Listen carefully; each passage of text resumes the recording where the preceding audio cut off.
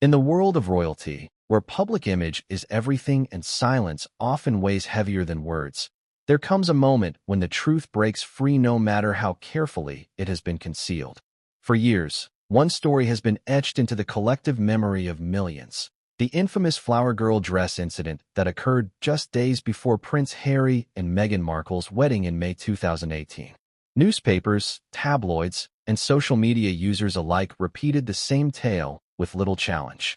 Kate Middleton, the poised and seemingly perfect Duchess of Cambridge, had allegedly made Meghan Markle cry.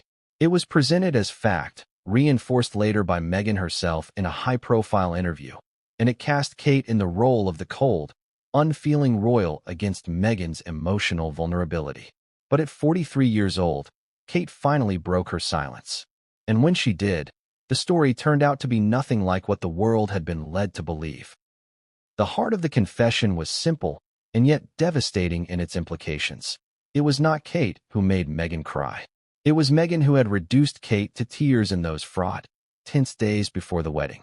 Kate had remained silent for years, allowing the world to believe the opposite. She bore the humiliation, the judgment, and the criticism with dignity, telling herself it was better not to engage in a public war of words. But inside, the wound never healed. Imagine living through years where millions believed you to be the aggressor in a story you knew had unfolded the other way around. Imagine watching headlines repeat the falsehood, seeing your reputation quietly chipped away, while your children, your husband, and even the Queen herself watched the narrative take on a life of its own. That was Kate's reality, and the burden of silence was crushing. Before we continue, please hit the like button, subscribe to the channel, and turn on the notification bell for updates. The introduction to this story has to begin with the sheer contrast between the public fairy tale and the private nightmare. On the surface, the marriage of Prince Harry and Meghan Markle was supposed to be a celebration of modern love, a moment where tradition bent to embrace diversity and progress. The streets of Windsor were filled with cheering crowds, international guests were dazzled by the glamour, and cameras beamed the moment into homes across the globe. For a brief time, it felt like the monarchy had found a fresh lease on life, one that resonated with a new generation. But behind closed doors, among the stress of fittings, security arrangements, and a tidal wave of press intrusion, tensions flared. And in those moments, two women who would forever be compared, Kate, the future queen, and Meghan, the American actress turned royal bride, clashed in a way that would define the next decade of royal life. The flower girl dress story is not just about fabric and tailoring. It became a symbol of power, perception, and betrayal. When Meghan later told Oprah Winfrey that Kate had made her cry, it was framed as one of the most emotional revelations of the interview.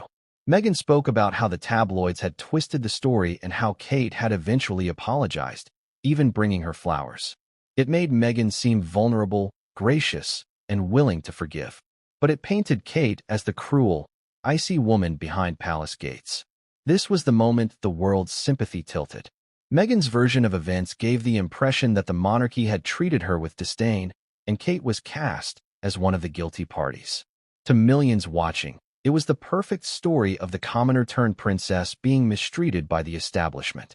But what if that wasn't the truth? What if the emotional climax of Meghan's account was, in fact, a calculated inversion of reality? Kate's confession, made years later, did more than just correct the record. It exposed the fragility of royal silence. For decades, the institution had operated under the motto, "Never complain, never explain."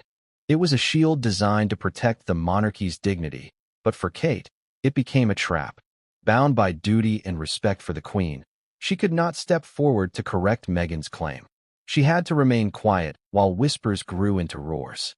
Privately, friends spoke of her distress, how she would come home after official engagements and quietly break down, the pressure mounting. William, fiercely protective of his wife, was furious but equally restrained by royal protocol. The result was years of quiet suffering, where Kate was misunderstood by a world that believed she had wronged Meghan. The beginning of this story is therefore not just about one incident, but about the nature of truth itself. How does a lie become accepted as fact? How does silence embolden falsehood? And why did Kate, after so many years, finally decide that now was the moment to speak? The answer lies not only in her personal pain, but also in the shifting dynamics of the royal family. By 43, Kate was no longer the shy young bride who entered the monarchy under the shadow of Diana's memory. She had matured into the poised Princess of Wales, mother of three, and future queen. Her voice carried a new authority, one that could no longer be dismissed or overshadowed. And when she spoke about what really happened, it was impossible to ignore. The middle of this introduction must dwell on the emotional weight of the confession. Kate's revelation was not just about setting the record straight. It was about finally admitting the depth of her resentment toward Meghan. For years, she had held back, projecting grace and serenity while privately struggling with anger and betrayal. The woman who had stood opposite her at the altar in Windsor, smiling for the cameras, had twisted a moment of vulnerability into a weapon. Meghan's version of events had been rehearsed in front of the world's most famous interviewer, broadcast to millions, and archived forever as part of the Sussex's narrative of victimhood. Kate's side had remained invisible, her tears hidden away from public sight. That imbalance festered.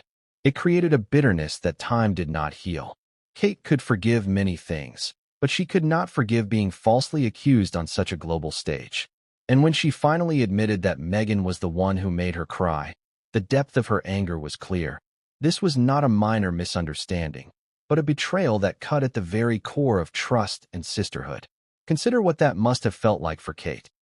She had entered the monarchy with her own share of scrutiny, labeled Weighty Katie, during her long courtship with William, dissected for her fashion choices, and often judged against the ghost of Diana. Yet she endured it with patience, knowing that her future role required restraint. When Meghan entered the scene, the world expected the two women to become allies, perhaps even close friends who could modernize the monarchy together. Instead, their relationship soured quickly. For Kate, the Flower Girl incident was the breaking point.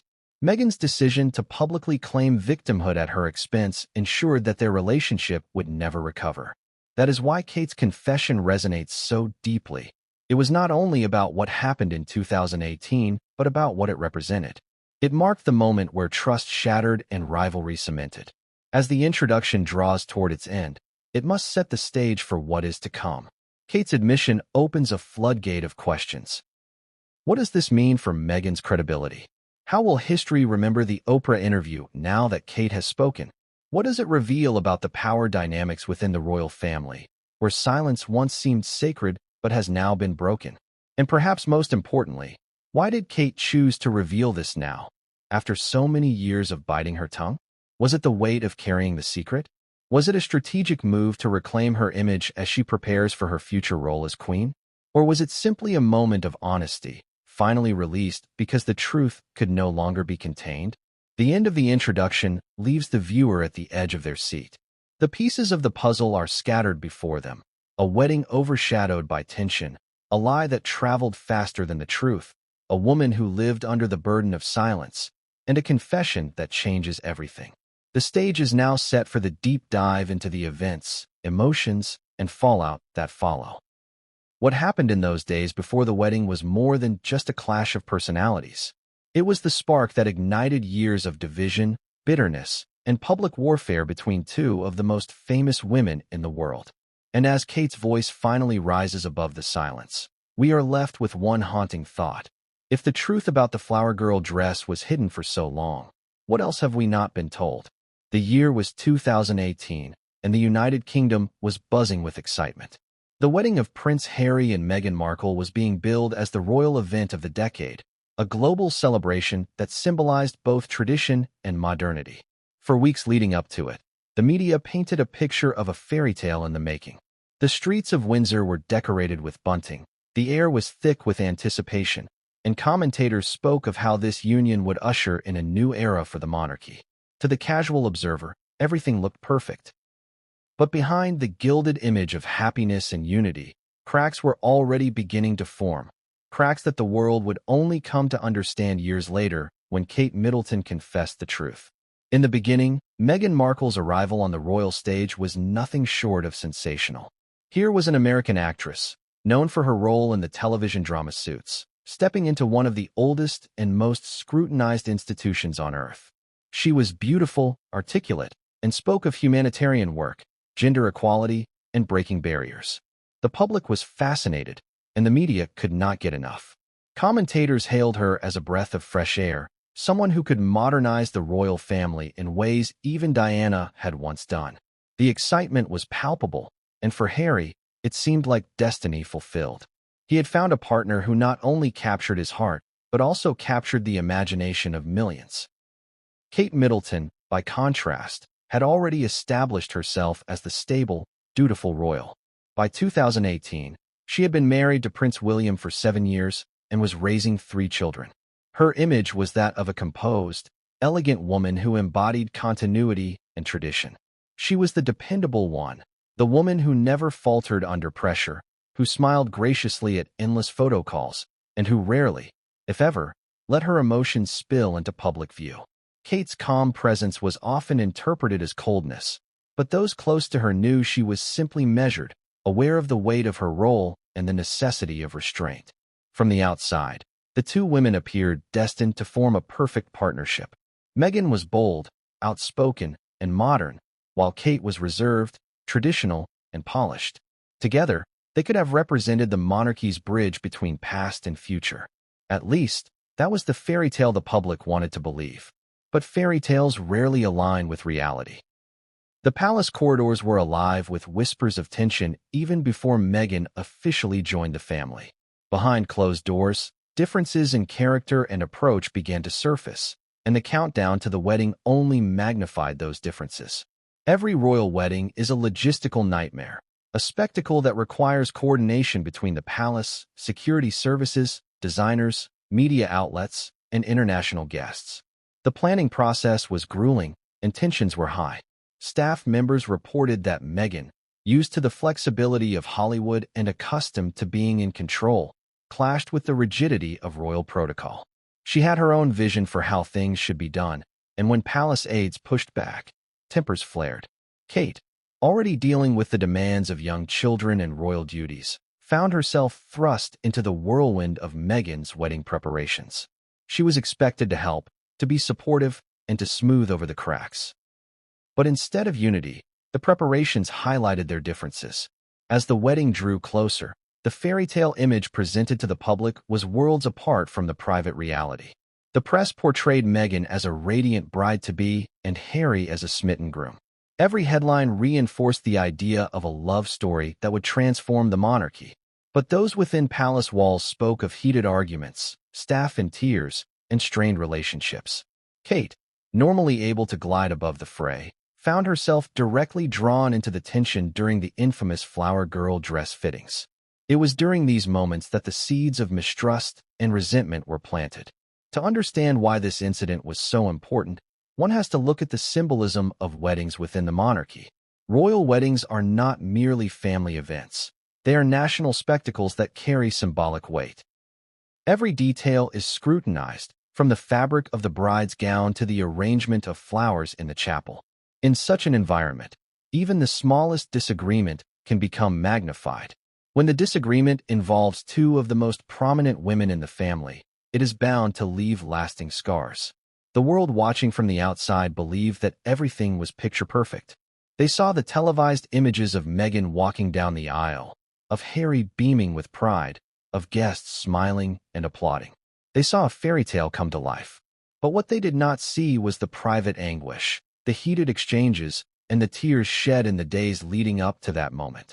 And when Meghan later presented her version of events in an interview years later, it added a false gloss to the fairy tale, one that placed blame squarely on Kate's shoulders. What makes this chapter of the story so striking is the sheer contrast between appearance and reality.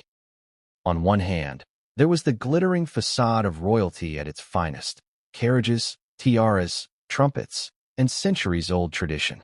On the other hand, there were the raw emotions of 2 women caught in a battle of pride, misunderstanding, and manipulation. For Kate, the experience was doubly painful. Not only did she have to endure the stress of the wedding preparations, but she also had to watch as her own character was quietly assassinated in the process. To the outside world, she was still the picture of grace, smiling serenely at the cameras. Inside, She carried the weight of humiliation and betrayal. This chapter sets the stage for why Kate's eventual confession was so explosive. It wasn't just about correcting a detail or clarifying a misunderstanding. It was about dismantling the very foundation of a story that had been presented as part of a royal fairy tale. For years, Meghan's narrative had gone unchallenged, enshrined in public memory as part of the Sussex's victimhood arc. Kate's silence only seemed to confirm it. But once she revealed the truth, the fairy tale crumbled. The golden sheen of the wedding was stripped away, revealing the bitterness and rivalry beneath. And so, when we look back at the wedding of Prince Harry and Meghan Markle, we can no longer see it as the fairy tale it was marketed to be. Instead, it becomes a story of division, of two women embodying two visions of royalty, clashing in a way that would forever change the monarchy. The flower girl dress incident was not just a minor hiccup in an otherwise flawless event. It was the spark that ignited years of animosity, leading all the way to Kate's confession at 43. And as this story unfolds, it becomes clear that the wedding that was supposed to symbolize unity was, in fact, the beginning of a fracture that would never heal. The fairy tale never truly existed. It was a performance, a carefully choreographed illusion designed to satisfy the public's appetite for romance and tradition. But the truth, as Kate eventually revealed, was far darker and far more human. It was the truth of rivalry, tears, and betrayal. And it is this truth, hidden for so long, that we are only now beginning to understand. The story of the flower girl dresses has been repeated so often that it has almost taken on the quality of folklore. Yet unlike a fairy tale, this was not a simple matter of ruffles and hems. It became the defining flashpoint that exposed the deep fractures between Meghan Markle and Kate Middleton, and years later, it remains one of the most hotly debated episodes in the saga of the modern royal family.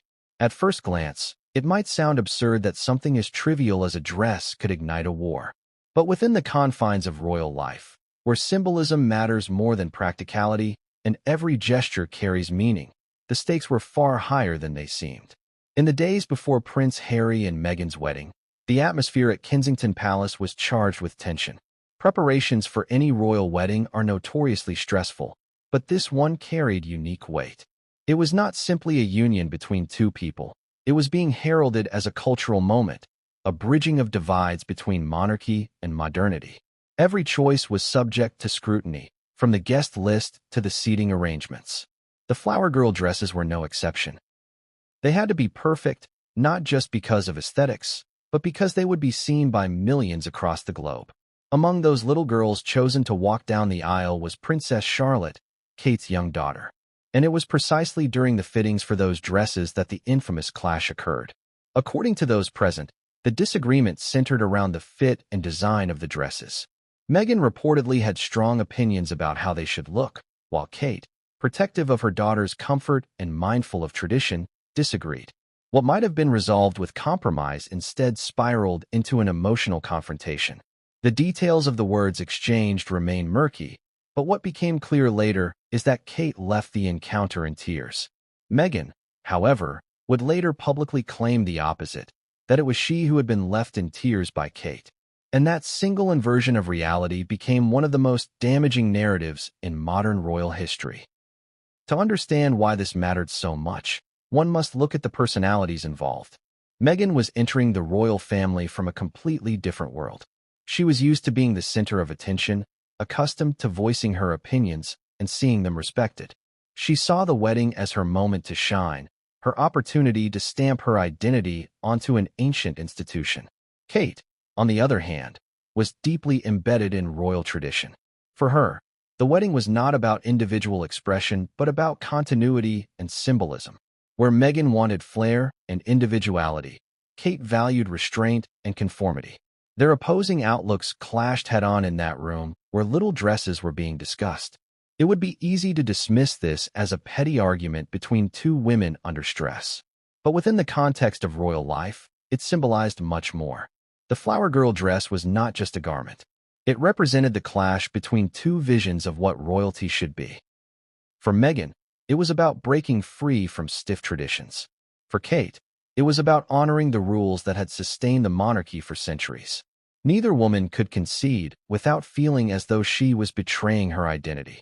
And so, a small disagreement escalated into an emotional standoff. Kate's tears were not merely about fabric or fittings. They were the tears of a woman who had been pushed beyond her breaking point, already dealing with the strain of young children and the pressures of royal life. In Meghan, she saw someone who dismissed those pressures, who did not understand or respect the quiet endurance required to live in the spotlight. When she cried, it was not only because of the harsh words exchanged, but because she felt unseen, unappreciated, and undermined. Meghan, by contrast, would later position herself as the wounded party, turning the narrative upside down. And it was that inversion that left Kate with a wound that would never heal. The world did not hear Kate's version at the time. All they heard was Meghan's. In the Oprah Winfrey interview in 2021, Meghan stated that the media had twisted the story, that it was Kate who had upset her to the point of tears. She softened the blow by saying Kate later apologized with flowers, but the damage was done. The sympathy of millions shifted in that moment. Meghan appeared gracious and forgiving, while Kate was left looking like the cold aggressor. For a woman who had built her public image on kindness, dignity, and composure, this was devastating. And because Kate remained silent, the story became accepted as fact. But when Kate later confessed the truth, that it had been Meghan who made her cry, not the other way around, the revelation struck like lightning. It was not just about a dress. It was about trust, honesty, and manipulation. Meghan had taken a private incident, twisted it, and weaponized it in front of the entire world. For Kate, this was unforgivable. It was not merely an argument between sisters-in-law. It was a betrayal broadcast to millions. And it was this betrayal, more than the dresses themselves, that left Kate with a deep resentment she would carry for years. This incident also marked a turning point in the dynamics of the royal family. William, already wary of Meghan's influence on Harry, was incensed at how his wife had been treated. He watched as Kate, the woman he had known since university, the mother of his children, quietly suffered under the weight of a lie. He could not publicly defend her without breaking royal protocol, but privately, his anger simmered. The flower girl dress dispute became a symbol of something larger, the incompatibility between the Sussexes and the rest of the family. It was the first sign that Meghan's presence in the monarchy would not bring unity, but division. For Harry, the situation was more complex. He was caught between his loyalty to Meghan and his love for his brother and sister-in-law. In siding with Meghan's version of events, he deepened the rift with William. The dress incident, therefore, was not just a private disagreement. It was the spark that ignited the unraveling of the brothers' once-close bond. By the time Meghan's version of the story was aired in the Oprah interview, Harry had fully aligned himself with his wife, leaving little room for reconciliation. The power of this story lies in its simplicity. It shows how a single, seemingly minor disagreement can take on monumental importance when filtered through the lens of public perception. For Meghan, claiming Kate had made her cry allowed her to frame herself as a victim of the institution, sympathetic and human. For Kate, staying silent meant allowing her reputation to be quietly tarnished in the eyes of millions. And when she finally spoke the truth years later, the contrast was stark. It revealed not only the fragility of her own position, but also the ruthlessness of Meghan's willingness to twist reality to her advantage. This chapter underscores why Kate's confession matters so much. The dress incident was not just about tears or fabric. It was about the rewriting of history, the manipulation of narrative, and the long-lasting consequences of silence. By the time Kate revealed her side, the damage had already been done. Meghan's story had lived in the public consciousness for years. But Kate's admission forced people to reconsider what they thought they knew. It revealed that the war between the two women had begun not on the grand stage of royal engagements, but in a private room filled with small dresses, harsh words, and tears that changed everything. The dress that sparked a war was never just a dress. It was a symbol of pride, identity, and power. It was the moment the illusion of sisterhood between Meghan and Kate shattered, exposing the rivalry beneath. It was the beginning of years of mistrust, bitterness, and division that would eventually fracture the royal family itself. And in the end, it was this single incident, retold, twisted, and confessed, That became the cornerstone of Kate's eventual revelation at 43. When the flower girl dress dispute first occurred, it remained a private matter between two women and their families. At that time, the palace aides and staff who were aware of the disagreement never expected it to become the cornerstone of a public feud that would span years and reshape the image of the monarchy. But once the story slipped into the hands of the press, the media machine transformed it into something far larger than the incident itself. This was no longer about a disagreement over clothing. It became about personalities, allegiances, and the power of narrative. And in that transformation, Meghan Markle emerged as the victim while Kate Middleton was cast as the aggressor, a role she would be forced to endure in silence. The media has always played a complex role in the lives of the British royal family. On the one hand, the press amplifies their grandeur, ensuring that royal weddings, jubilees, and births dominate front pages and fuel public adoration. On the other hand, the press thrives on conflict and scandal, and no story sells better than a royal feud. When whispers of tension between Meghan and Kate began to surface, newspapers seized on it with glee. It fit perfectly into the narrative they were already constructing. The glamorous newcomer versus the established future queen, the outspoken actress against the reserved Englishwoman. It was the kind of dichotomy that journalists craved, and the flower girl dress dispute was the perfect symbol to illustrate it. In the beginning, the details were vague. Tabloids reported that tensions were running high before the wedding, that Kate had been left in tears after a disagreement. But the context was murky. Some outlets hinted that Meghan's demands had been unreasonable, while others suggested Kate was overly sensitive. The palace, true to form, offered no comment. And into that vacuum of silence rushed speculation, exaggeration, and outright invention. Each newspaper framed the incident differently depending on the angle they wanted to pursue. Some painted Meghan as a demanding diva, while others hinted that Kate was cold and difficult to please. It was a media free-for-all, with little regard for accuracy and every incentive to sensationalize. For Kate, this was the first taste of how the press would use her silence against her. She had endured years of being scrutinized for her appearance, her parenting, and even her body language, but this was different. Now she was being cast in the role of a villain in a personal conflict, with little opportunity to defend herself. Friends who spoke to journalists on her behalf were careful not to breach royal protocol, and the official palace line remained one of silence. As a result, the narrative hardened. The image of Kate as the instigator began to spread, even though those close to her knew the opposite was true. Meghan, for her part, understood the power of media narratives. Having worked in Hollywood, she was no stranger to controlling public perception. By the time she and Harry sat down for their Oprah interview in 2021, Meghan seized the opportunity to set her version of the story in stone. She claimed that it was Kate who made her cry, not the other way around.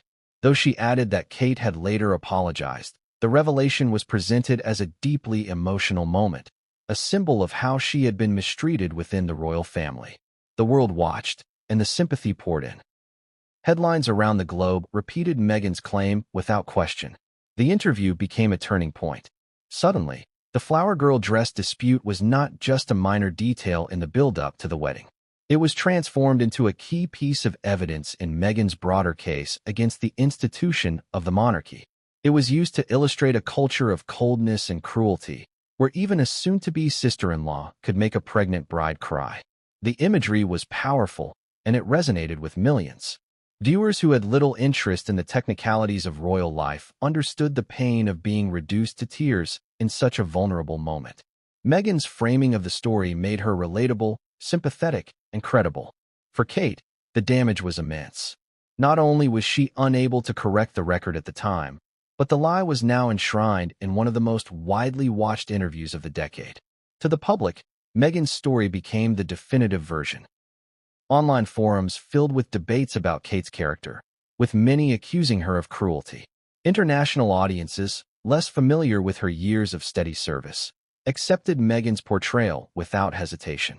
For Kate, this was nothing short of character assassination, and yet she was forced to bear it quietly. The media's handling of the story also revealed its own biases.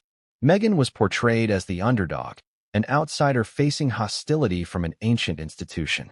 The press loved the David and Goliath dynamic, casting her as the brave truth-teller challenging the establishment. Kate, by contrast, was associated with that establishment. As the wife of the future king, she represented the very institution Meghan claimed had mistreated her. This made her an easy target for criticism. The public wanted a villain, and Kate fit the role perfectly: elegant, composed, and, in Meghan's telling, unfeeling. What the media rarely acknowledged, however, was Kate's humanity. She was a mother balancing the care of young children with the pressures of royal duty. She was a woman who, behind closed doors, had been deeply hurt by Meghan's words and actions. Her tears during the dress dispute were not the product of cruelty, but of emotional exhaustion. Yet the press rarely considered this angle. It was far more entertaining to pit the two women against each other, to frame them as rivals rather than as complex individuals struggling under extraordinary pressure. The power of narrative is such that once it takes hold, it is nearly impossible to dislodge. Meghan's version of the flower girl dress story became entrenched in the public consciousness, repeated endlessly in articles, documentaries, and social media posts. Kate's silence, though dignified, was interpreted as guilt. The truth, that Meghan had made Kate cry, remained hidden, known only to a few within the palace. And as the years passed, the false story grew roots, shaping how millions saw the two women. This is why Kate's eventual confession carried such weight. When she revealed that Meghan had made her cry, it was not just a correction of facts. It was a revelation that the media had been complicit in perpetuating a falsehood for years. It exposed how quickly a lie, once amplified by the press, can become indistinguishable from truth. And it forced people to reconsider not only the flower girl dress dispute, but also Meghan's credibility in other claims she had made. If she had been willing to distort this story, what else might she have twisted to her advantage? The media's role in this saga cannot be overstated. By seizing on a private incident and turning it into a global headline, the press transformed a moment of vulnerability into a weapon of perception. They fed the narrative of rivalry, amplified Meghan's victimhood, and allowed Kate's dignity to be mistaken for coldness. In doing so, they created one of the most damaging myths in recent royal history, a myth that Kate would only break years later with her confession. And yet, the damage lingers. Even after Kate's admission, there are those who continue to believe Meghan's version of events, unwilling to reconsider what they once accepted as fact. This is the power of a well-spun story. Once it embeds itself in the public imagination, it is almost impossible to uproot. For Kate, this was the cruelest cut of all, knowing that no matter what she said, some would never believe her. This chapter lays bare the reality that in the age of 24-hour news cycles and viral interviews, perception often matters more than truth. The flower girl dress was never just about a dress. It was about the manipulation of narrative, the exploitation of silence, and the willingness of the media to choose the story that would sell best, regardless of its accuracy. For Kate, the silence was suffocating. For Meghan, the narrative was empowering. And for the public, the truth was obscured by the constant noise of headlines. The war between the two women was no longer private. It had been dragged into the spotlight, weaponized by media narratives, and immortalized in sound bites. And from that point on, there was no going back.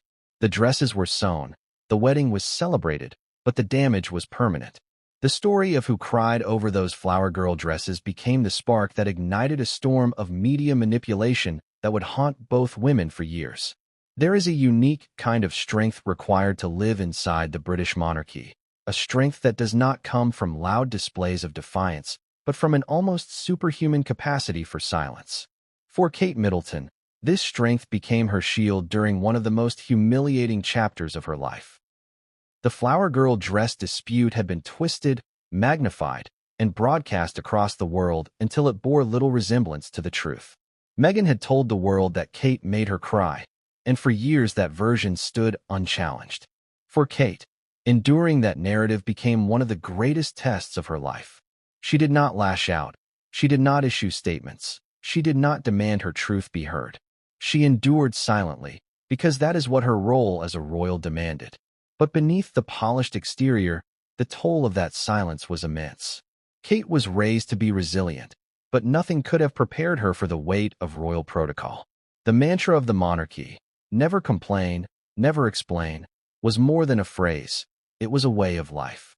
It was a rule designed to protect the institution above all else, ensuring that the monarchy remained untarnished by the petty squabbles of family life. Yet in this instance, that rule worked against Kate. By refusing to engage, she was left defenseless against a false narrative that grew louder with each passing day. The world saw her calm smiles and graceful demeanor, but they did not see the private anguish that accompanied them. Friends close to Kate later spoke of how deeply the incident affected her. She was a woman who prided herself on kindness and empathy, qualities she had cultivated carefully over the years as she transitioned from university student to royal wife and mother. To be painted as the villain, as someone who reduced Meghan to tears, was a betrayal of everything she stood for. Those who knew her well described evenings when, after completing public engagements with flawless composure, Kate would return home and quietly weep. Her tears were not just about the lie itself, but about the impossibility of correcting it. How could she defend herself without breaching royal rules? How could she set the record straight without being accused of fueling the fire? The silence left her trapped, and that entrapment became its own form of suffering. William, by all accounts, was furious on her behalf. Known for his loyalty and protectiveness toward Kate, he could not stand to see his wife suffer in silence. But he, too, was bound by the same restrictions. His role as heir to the throne demanded restraint, even when his personal instincts screamed for him to fight back. The result was a quiet, simmering anger that defined much of his relationship with Meghan and Harry in the years that followed. For William, Meghan's manipulation of the flower girl dress story was unforgivable, not simply because of the lie itself, but because of what it did to Kate. Watching her endure in silence while the world believed otherwise filled him with resentment that never truly faded. Kate's endurance, however, was not simply about following royal rules. It was also about protecting her children. She knew that every word she spoke, every statement she made, would echo into their futures. Charlotte, the little girl at the center of the dress dispute, would one day grow old enough to read the headlines for herself. Kate wanted to shield her daughter from the ugliness of the story, to ensure she was not dragged further into a feud she never asked to be part of.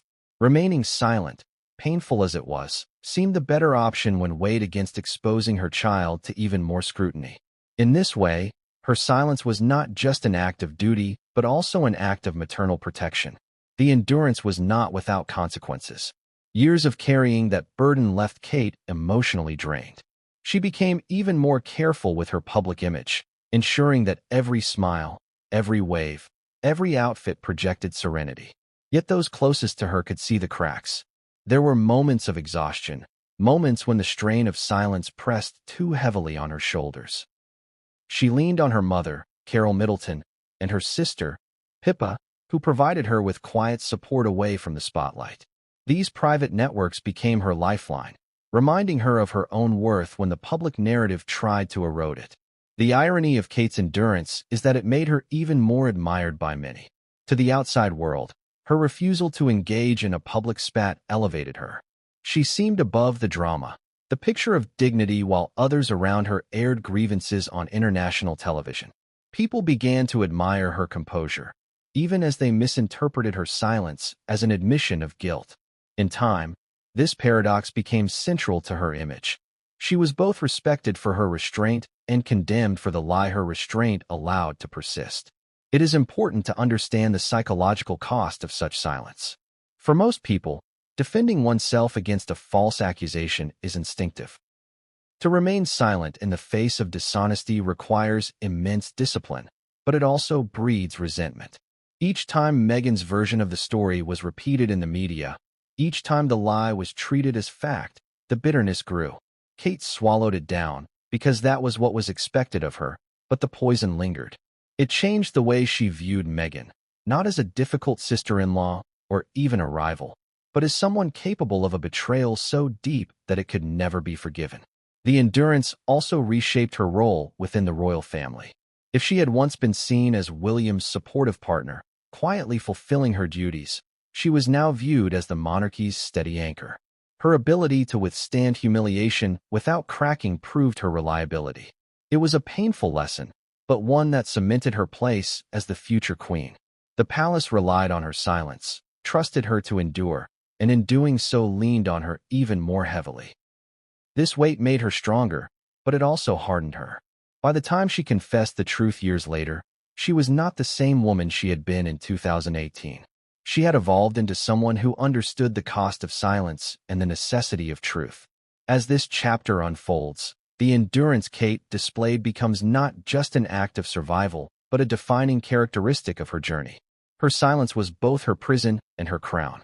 It imprisoned her by preventing her from correcting a lie that haunted her for years. But it crowned her by showcasing her resilience in a way that few others could match. The endurance was agonizing, but it was also transformative. It prepared her for the role she will one day inherit, teaching her the limits of patience and the breaking point of restraint. The story of Kate's silent endurance is not glamorous. It is not filled with dramatic speeches or bold confrontations. It is the story of a woman who chose dignity over defense, composure over confrontation. It is the story of someone who carried the weight of a lie so that the monarchy could remain unshaken. But it is also the story of why, at 43, she finally broke her silence. Years of endurance can only stretch so far before the truth demands to be spoken. And when Kate finally confessed, the world understood that her endurance had not been weakness but strength, strength that came at a terrible cost. This endurance is what separates Kate from Meghan. Meghan chose to tell her story loudly, to frame herself as the victim in a narrative broadcast to millions. Kate chose silence, dignity, and restraint, even when it cost her dearly. Both choices had consequences, but only one revealed the quiet resilience of a woman who will one day be queen. For years, she endured in silence, carrying the weight of a falsehood. And that silence, while noble, became the very reason her confession would shake the world when it finally came. On a cool March evening in 2021, millions of people across the world gathered around their television screens, laptops, and phones to witness an interview that promised to peel back the carefully crafted facade of royal life. Oprah Winfrey, one of the most influential interviewers of all time, sat opposite Prince Harry and Meghan Markle in a lush California garden. The setting was deceptively tranquil. Birdsong, flowers, and sunlight framed a conversation that would ignite shockwaves across continents. For Meghan, this was her chance to tell her story, her opportunity to seize control of a narrative she claimed had been twisted and used against her. For Kate Middleton, it was the night a deeply personal and private pain was broadcast to the entire globe, a pain twisted into something unrecognizable. When Meghan spoke of the flower girl dress incident during that interview, she did so with a measured tone, calculated pauses, and the kind of delivery that drew viewers into her vulnerability. She claimed that, contrary to reports, it was Kate who had made her cry in the tense days before her wedding. She acknowledged that Kate later apologized, even bringing her flowers and a note. But by then, the damage had been done. Meghan framed the incident as symbolic of her larger struggle within the monarchy, a place she described as cold, unfeeling, and unforgiving. In that moment, Kate was not merely her sister-in-law. Kate became a symbol, a stand-in for the institution itself. The impact of Meghan's words was immediate and immense. Headlines erupted within minutes. News outlets rushed to publish breaking stories, and social media exploded with debates. Viewers interpreted Meghan's account as confirmation of what many had already suspected, that behind the palace walls, she had been mistreated, misunderstood, and even antagonized. Kate, who had never spoken a word about the incident, was suddenly thrust into the role of villain on the world stage. For the millions who believed Meghan's story, the image was damning. A future queen making a vulnerable bride cry days before one of the most important events of her life. It is impossible to overstate the cultural impact of that interview. It was not simply about a family feud. It was about race, class, tradition, and the power struggles within one of the world's most famous institutions. Meghan's words about Kate were strategically placed within a larger narrative of suffering and survival. She spoke of mental health struggles, of feeling silenced, of contemplating suicide, and of being denied help. By placing the flower girl dress story in this context, Meghan transformed a private disagreement into a piece of evidence that supported her entire case against the monarchy. For viewers sympathetic to her plight, the story was convincing. If even Kate, admired by millions for her grace and composure, had mistreated her, then surely Meghan's broader claims carried weight. For Kate, watching from across the Atlantic, the pain must have been indescribable. The private tears she had shed in 2018 were now being weaponized against her in 2021. Her silence, which she had endured out of duty, was now being interpreted as guilt. And worst of all, the world believed Meghan. The Oprah interview was not a tabloid headline that could be dismissed or ignored. It was a global event, watched by tens of millions, analyzed by experts, replayed endlessly on news broadcasts, and clipped into viral moments online. Meghan's version of the flower girl dress story became part of the cultural record, enshrined in documentaries and referenced in countless debates about the royal family. The bombshell was not just about what Meghan said, but how she said it. Oprah, an expert at drawing out emotion, leaned in and gave Meghan the space to tell her story with maximum impact. The pauses, the sighs, the carefully chosen words. It was storytelling at its most effective. Viewers were not just hearing Meghan's account, they were feeling it. And when she described the moment she claimed Kate made her cry, it was framed as one more example of the cruelty she had endured. For many, it was impossible not to sympathize. The media amplified this narrative with gusto. Headlines around the world declared, "Kate made Meghan cry," echoing Meghan's words as though they were fact.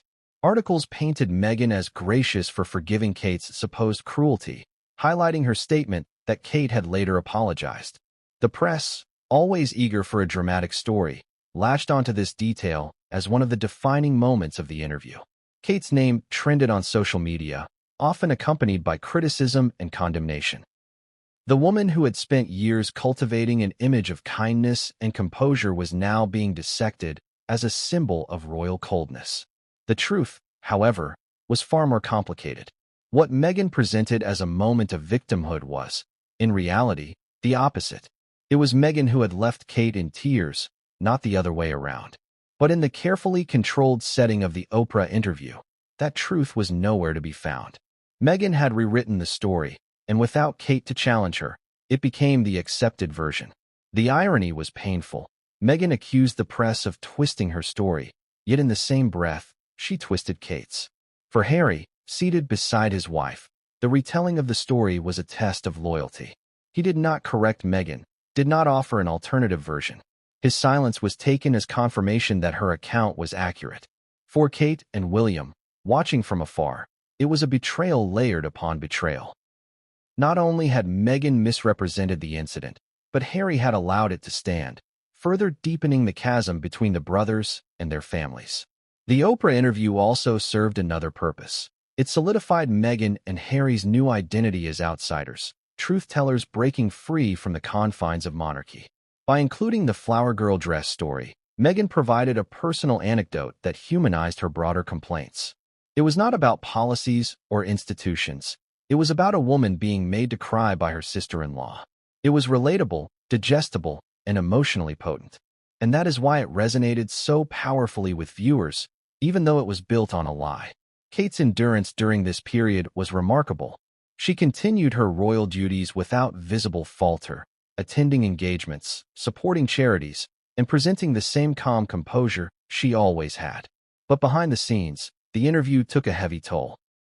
Friends close to her described her as devastated, hurt that Meghan had chosen to weaponize such a personal moment. The knowledge that millions believed the lie gnawed at her, yet she remained bound by the same rules that had silenced her in 2018. She could not correct the record, even as her name was dragged through the mud. The fallout from Meghan's bombshell lingered long after the cameras stopped rolling. The Oprah interview became a reference point in discussions about race, privilege, and the future of the monarchy. Meghan's words about Kate were cited in countless think pieces, podcasts, and panel discussions. Each time the story was repeated, it reinforced the lie, embedding it deeper into public consciousness. Kate, for all her silence, was powerless to stop it. And yet, the very endurance that once seemed like weakness would one day become her strength. When Kate finally spoke the truth years later, The impact was magnified precisely because she had remained silent for so long. The contrast between Meghan's public airing of grievances and Kate's quiet endurance made her eventual confession all the more powerful. But in 2021, as the Oprah interview dominated headlines, that moment was still far off. For now, Kate was left to endure the fallout of Meghan's bombshell, her truth hidden, her pain invisible, her silence deafening. The Oprah interview will forever be remembered as a turning point in the Sussex saga, but it also stands as one of the most painful chapters in Kate's life. It was the night her private tears were transformed into a global narrative of cruelty, the night her dignity was mistaken for guilt, the night a lie was broadcast as truth. For Meghan, it was a triumph of storytelling. For Kate, it was a bombshell that exploded at her feet, leaving her to pick up the pieces in silence. And it was this night, more than any other, that ensured Kate would never forgive Meghan. For years, the Flower Girl dress story stood as one of the defining narratives of Meghan Markle's account of royal life. It was repeated so often, quoted so widely, that it became accepted as fact. Meghan's Oprah interview had cemented it in public consciousness. Kate Middleton, the polished duchess, had made Meghan cry. The words were etched into headlines, dissected in opinion pieces, and replayed in documentaries. But the truth, as Kate herself finally revealed, was something very different. At 43, after years of enduring the humiliation in silence, she chose to set the record straight. And when the real story emerged, it reframed not only that single moment, but also the entire dynamic between Meghan and the monarchy. Kate's confession did not come in a dramatic television interview or a carefully orchestrated media event. True to her character, it came quietly, almost reluctantly, in conversations with those closest to her and in subtle acknowledgments that eventually made their way into the public domain. What she revealed was devastating in its simplicity. Meghan had been the one who made her cry, not the other way around. The confrontation over the Flower Girl dresses had been so tense, so emotionally charged, that Kate had been left in tears. And yet, when Meghan spoke to Oprah years later, she had flipped the story, casting Kate as the aggressor. It was this twist, this calculated inversion of reality, that Kate could never forgive. The moment of revelation was born not of revenge, but of exhaustion. For years, Kate had carried the burden of silence, allowing a falsehood to shape how the world saw her. Friends had watched her struggle, had seen the hurt in her eyes each time Meghan's version of the story was repeated. William had been furious on her behalf, but even he had been bound by the rules of royal discretion.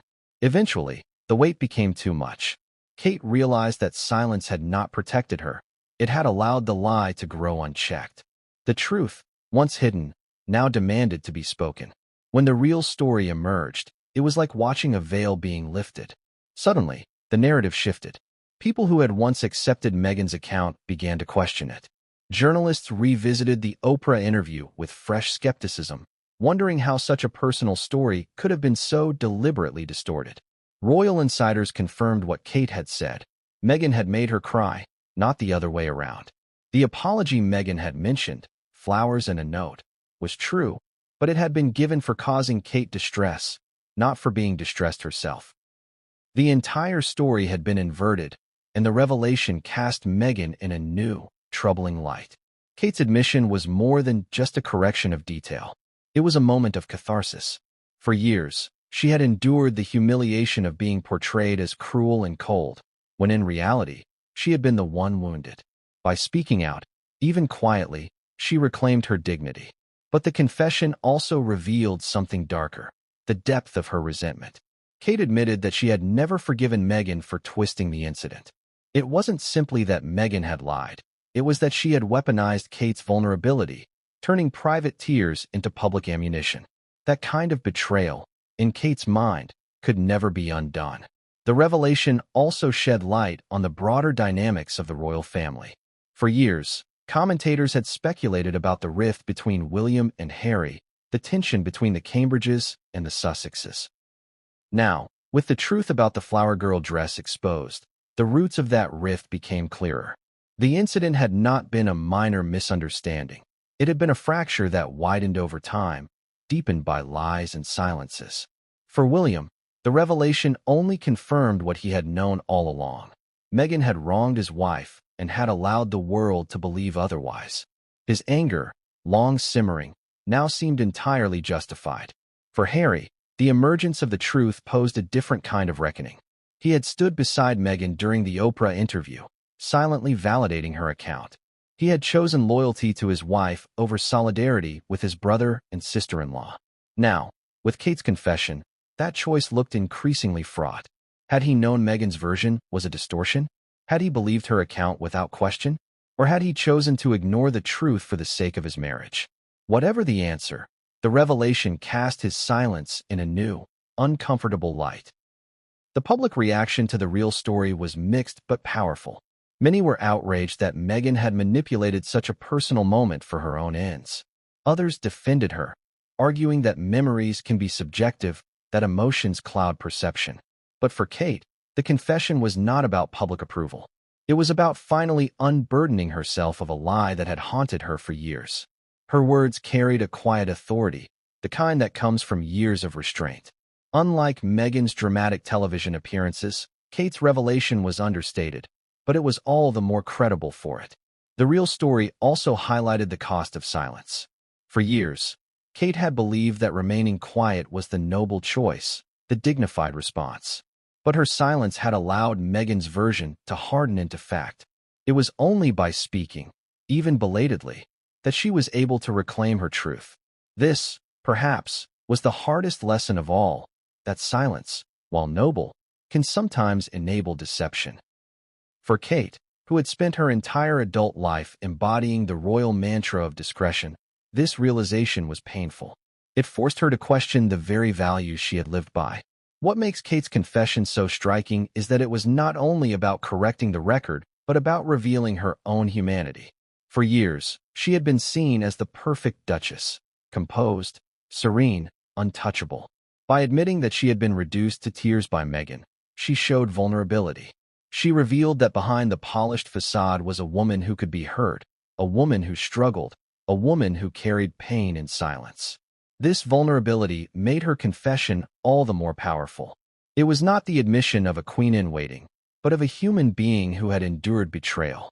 The emergence of the real story also raised broader questions about Meghan's credibility. If she had been willing to distort this incident, what else might she have exaggerated or misrepresented?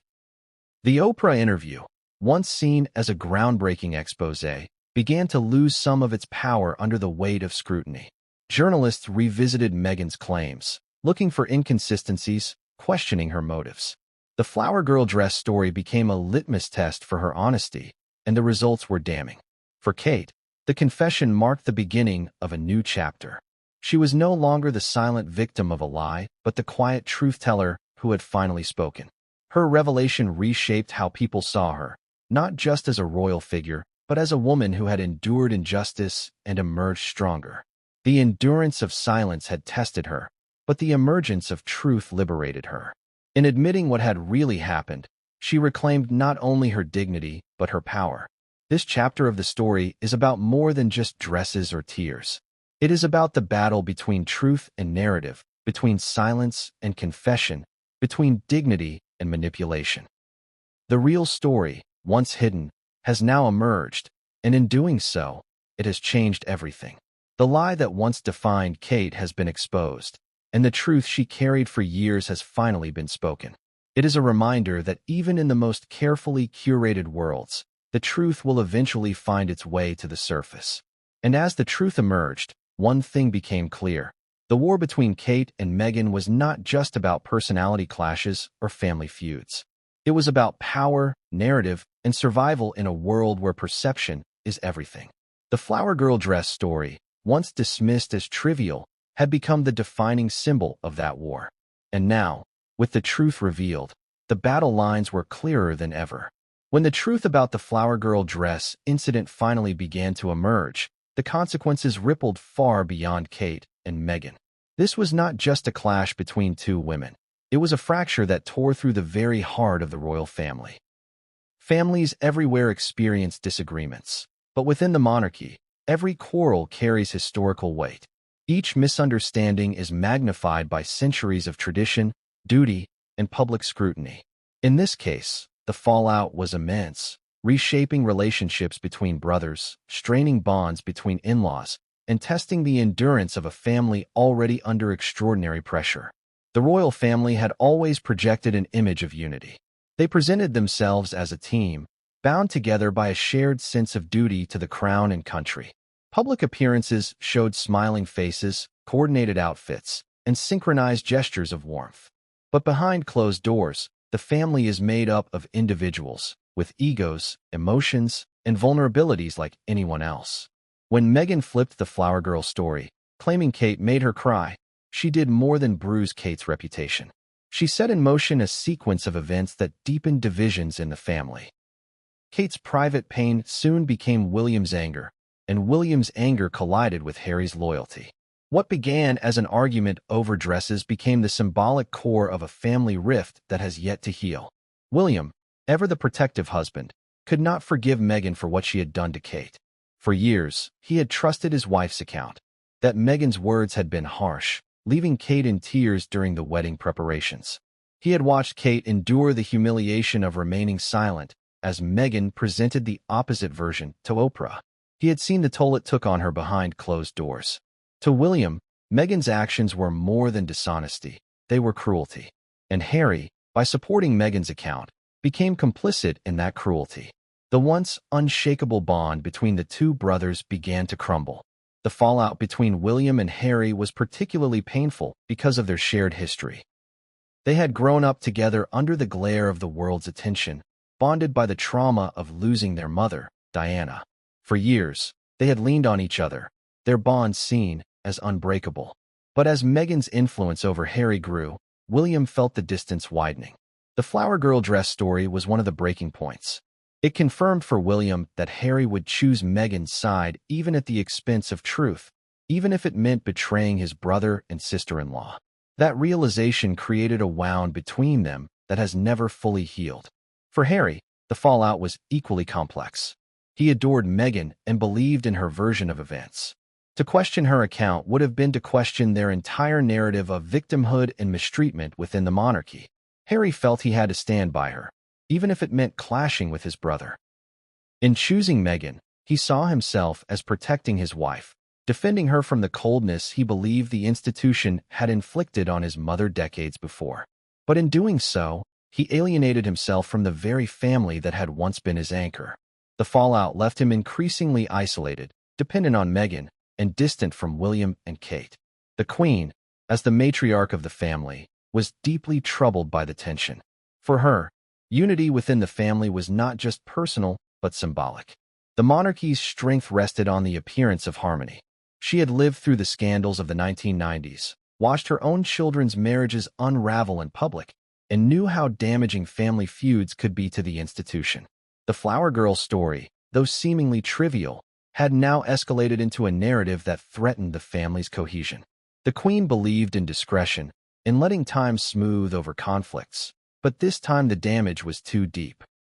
The story had entered the global stage, and her family's silence only made the divisions more glaring. Charles, too, struggled with the fallout. As heir to the throne at the time, he was concerned about the monarchy's long-term survival. The media frenzy over Meghan's claims was not just about personal grievances, but about the future of the crown itself. The family's inability to present a united front made them look fractured and vulnerable. Charles was said to be frustrated with Harry for aligning so completely with Meghan's narrative, and equally frustrated with William's simmering anger that threatened to overshadow royal duties. For him, the fallout was a reminder that personal disputes could destabilize the institution he had spent his life preparing to lead. Kate's parents, Carol and Michael Middleton, also felt the impact. They had always supported Kate quietly, staying out of the public spotlight, but offering her a refuge of normalcy when the pressures of royal life became overwhelming. For them, watching their daughter endure such humiliation was heartbreaking. They knew the truth of what had happened and resented Meghan for turning Kate's pain into her own weapon. The fallout for the Middletons was personal. It was not about monarchy or reputation, but about seeing their daughter hurt by lies and unable to defend herself. The public, too, was drawn into the fallout. The Flower Girl story divided opinion like few other royal controversies. Some believed Meghan's account wholeheartedly, seeing it as evidence of the monarchy's cruelty. Others sided with Kate, convinced that Meghan had twisted the truth for her own advantage. Social media became a battleground of hashtags, memes, and endless debates. Families around the world argued about who was right and who was wrong. The fallout extended far beyond palace walls, infiltrating living rooms, workplaces, and newsrooms across continents. The most painful part of the fallout was its impact on the children. Charlotte, though young, was at the center of the incident. One day, she will read the headlines, see the documentaries, and realize that her name was tied to a global family feud. George and Louis, too, will grow up in the shadow of the story, aware that their mother was falsely accused and humiliated. For Harry and Meghan's children, Archie and Lilibet, the fallout carries its own weight. They will one day learn that their mother and aunt were locked in a public feud that defined their family's place in history. The Flower Girl story, though seemingly small, will be part of their legacy. The fallout also revealed something crucial about the nature of truth and perception. For years, Meghan's version of events went unchallenged, not because it was accurate, but because Kate remained silent. In that silence, the lie grew powerful. The fallout showed how fragile family bonds can become when truth is sacrificed for narrative, when loyalty is chosen over honesty, and when silence becomes complicity. Kate's eventual confession did not erase the years of damage, but it did expose the cost of that silence. At its heart, the family fallout was about trust. Trust between brothers, trust between sisters-in-law, trust between parents and children. Once broken, trust is nearly impossible to rebuild. Meghan's distortion of the Flower Girl story shattered Kate's trust. Harry's decision to stand by Meghan shattered William's.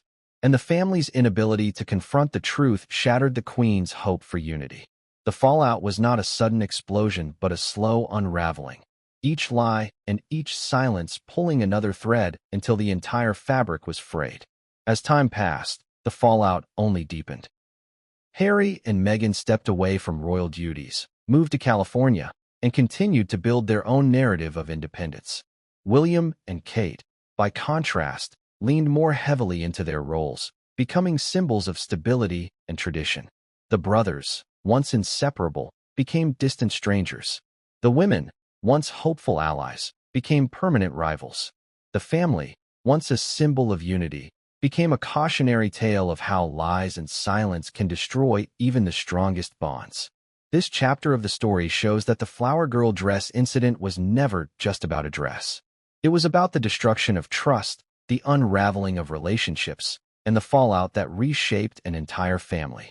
The truth, when it finally emerged, did not repair the damage, but it did illuminate the cost of lies, the power of narrative, and the fragility of even the closest bonds. The fallout was not confined to one room or one argument. It stretched across years, continents, and generations, leaving scars that will never fully heal. When Kate Middleton and Meghan Markle entered each other's lives, the world imagined a partnership that could redefine the monarchy for a new generation. To the public, it seemed like a story written for the ages, the poised future queen and the glamorous American actress standing side by side, bringing tradition and modernity together. Yet behind the polished images and staged smiles, the two women were never destined to walk the same path. Their backgrounds, values, and worldviews were so different that conflict was inevitable. And when the Flower Girl dress incident exploded into public consciousness, it became a symbol of the irreconcilable differences between two women who had grown up in two entirely different worlds. Kate's world was one of structure and patience. Born into a stable, middle-class family, she grew up in an environment that valued discretion, hard work, and quiet determination. Her parents, Carol and Michael Middleton, built a successful business and instilled in their children a sense of discipline and loyalty. Kate's childhood was unremarkable in the best sense of the word, filled with tennis lessons, school events, and family holidays. When she met Prince William at St. Andrews University, she was thrust into a new reality, one that demanded extraordinary patience. She endured years of public scrutiny during their long courtship, branded by the tabloids as Weighty Katie for her willingness to wait nearly a decade before William finally proposed. That patience, mocked at the time, became her greatest strength. It taught her to endure criticism, to remain calm under pressure, and to play the long game in a world that demanded unwavering composure. Meghan's world, by contrast, was built on ambition, reinvention, and independence. Born in Los Angeles to a family marked by divorce and estrangement, she pursued success on her own terms. She studied theater and international relations, worked as an actress, and eventually found fame in the legal drama suits. Meghan learned to navigate the entertainment industry, an environment where self-promotion was essential and visibility was survival. She built her image carefully through lifestyle blogs, humanitarian work, and media appearances. She was no stranger to attention, and she welcomed it, knowing that her voice could only be heard if she pushed it forward. Her world rewarded those who spoke loudly, who demanded their worth, who fought for recognition. When these two worlds collided, friction was unavoidable. Kate had been trained, both by her upbringing and by years in William's orbit, to blend into the monarchy, to subsume her individuality into the institution she would one day help lead. Meghan, on the other hand, was determined to stand out, to redefine what it meant to be a royal in the 21st century. Where Kate believed in restraint, Meghan believed in expression. Where Kate valued duty, Meghan valued authenticity. Neither approach was wrong, but they were incompatible. And in the pressurized environment of royal life, those differences became battle lines. The flower girl dress incident was not just a disagreement about fabric or fit. It was the first open clash between two philosophies of life. Kate, concerned for Charlotte's comfort and mindful of tradition, wanted simplicity and appropriateness. Meghan, eager to make her mark and assert her vision, pushed for her preferences. The argument spiraled because it was about more than dresses. It was about who had authority, whose values mattered, and what the future of the monarchy should look like. In the end, the clash revealed how profoundly different their worlds truly were. Beyond their personalities, their roles within the royal family also shaped the conflict. Kate was married to the heir, destined to be queen consort. Her path was one of inevitability, and with that inevitability came responsibility. She represented the crown's continuity, its stability, its link to centuries of tradition. Every choice she made carried weight, not just for herself, but for the institution she would one day help lead. Meghan, by contrast, was married to the spare, the prince whose role was less defined. That lack of definition gave her more freedom, but also more uncertainty. Meghan wanted to carve out her own identity within the royal framework, to use her platform for causes close to her heart. But in doing so, she sometimes collided with the rigid structures that bound Kate. The differences extended into their relationships with the public. Kate built trust slowly, over years of quiet service. She rarely gave interviews, rarely revealed her inner thoughts. Her connection with the people came through visibility, not vulnerability, through school visits, charity engagements, and state events. Meghan, however, approached the public like a performer. She understood the power of narrative, the importance of framing her story. Her Oprah interview was the culmination of that approach, a carefully crafted performance of vulnerability and strength, designed to win sympathy and control the narrative. Kate, who had spent years keeping her emotions private, saw this as manipulation. Meghan, who believed in openness, saw Kate's restraint as coldness. These differences were further amplified by the media. The press adored the contrast between the two women and exploited it at every opportunity. Headlines compared their fashion choices, their body language, even the way they held their children. Kate was painted as the traditional English rose, while Meghan was portrayed as the disruptive outsider. Sometimes the coverage favored Kate, casting Meghan as brash and demanding. Other times, it favored Meghan, painting Kate as aloof and unfeeling. Both women became caricatures in the press, their real selves obscured by endless comparisons. The rivalry, real and imagined, became a story the world could not resist. Within the family, the differences created tension that no amount of diplomacy could smooth over. The Queen valued Kate's discretion and composure, seeing in her the same qualities that had defined Elizabeth's own reign. Charles, too, respected Kate's patience, recognizing that she had quietly prepared herself for a lifetime of service. Meghan's approach, however, unsettled them. Her insistence on autonomy, her willingness to speak out, her determination to bend royal rules, all of it clashed with the institution's emphasis on tradition. Kate's quiet loyalty made her the family's anchor. Meghan's loud independence made her the family's disruptor. The personal relationship between the two women deteriorated quickly. They were polite in public, sometimes even warm, but behind the scenes, the tension simmered. Kate could not forgive Meghan for the flower girl incident and its twisted retelling. Meghan could not forgive Kate for embodying the institution that, in her eyes, had stifled her. Their worlds were not just different, they were opposed. And as long as both women remained within the royal family, their differences became impossible to ignore. The fallout of these two worlds colliding was profound. For William and Kate, it meant doubling down on tradition, presenting themselves as the steady hands guiding the monarchy into the future. For Harry and Meghan, it meant breaking away entirely, forging a new life in California, free from the restrictions of royal duty. The split between the couples mirrored the split between the worlds of Kate and Meghan. One world valued silence, duty, and endurance. The other valued voice, autonomy, and reinvention. Both women believed they were right. Both believed they were justified. And in that certainty, reconciliation became impossible. Kate's confession at 43 crystallized these differences. By finally revealing that Meghan had made her cry, she not only corrected the record but also highlighted the chasm between their approaches. Kate's truth came quietly, after years of silence, a reflection of her belief in patience and dignity. Meghan's version had come loudly, on international television, a reflection of her belief in controlling the narrative. The contrast could not have been starker.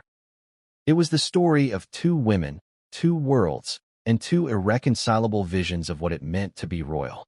In the end, the clash between Kate and Meghan was never just about a dress, or even about tears.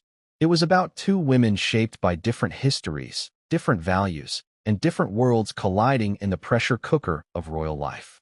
Their feud became a lens through which the world examined questions of tradition and modernity, duty and individuality, silence and voice. And as Kate's confession finally revealed, the truth of their differences was more painful and more permanent than anyone had imagined. The royal family has always lived in a strange and contradictory world, one in which public perception can be more powerful than titles or duties. The monarchy survives on tradition, duty, and continuity, but it thrives on public affection. Every gesture, every appearance, every word spoken by a royal is analyzed, dissected, and judged by millions around the globe. For Kate Middleton and Meghan Markle, this reality became a battlefield where perception was often more important than reality. When the flower girl dress incident emerged into public awareness, it wasn't just a private disagreement. It became a moment that shaped the court of public opinion, one that would shift sympathy in unexpected directions. Initially, public sentiment leaned toward Meghan. She was the new arrival, the outsider who dared to challenge centuries of tradition. Her vulnerability, carefully packaged for media consumption, made her appear human, relatable, and courageous. Headlines described her as a breath of fresh air in the staid world of royal etiquette. Her openness, her willingness to speak her mind, and her defiance of protocol attracted attention and admiration. Millions sympathized with her alleged struggles, imagining a young American actress navigating the unforgiving pressures of palace life while trying to maintain her identity. The narrative suggested that Kate, by contrast, was the rigid figure enforcing rules and asserting superiority. Social media buzzed with debates, memes, and viral commentary, often painting Kate as cold and unfeeling, the villain in a story framed around Meghan's supposed mistreatment. Yet the narrative was far more complicated. The flower girl dress incident, when examined closely, painted a different picture. Sources close to the family revealed that the disagreement had never been malicious, but rather arose from conflicting approaches and miscommunications. Kate's concern for Charlotte's comfort, her adherence to royal decorum, and her desire to maintain order were consistent with her lifelong values. Meghan's reaction, fueled by her personal sense of urgency and her determination to control her environment, clashed with Kate's calm and measured approach. It was a classic case of two people operating under very different sets of rules, with consequences magnified by the relentless gaze of the press. As whispers of the incident grew louder, some sections of the public began to reconsider their sympathies. Media outlets that had once praised Meghan's openness began to question the accuracy of her claims. Royal commentators, historians, and insiders pointed out inconsistencies, suggesting that the story of Meghan making Kate cry was either exaggerated or entirely misrepresented. Some argued that Meghan had leveraged a minor disagreement for media attention, reframing the narrative to portray herself as the victim.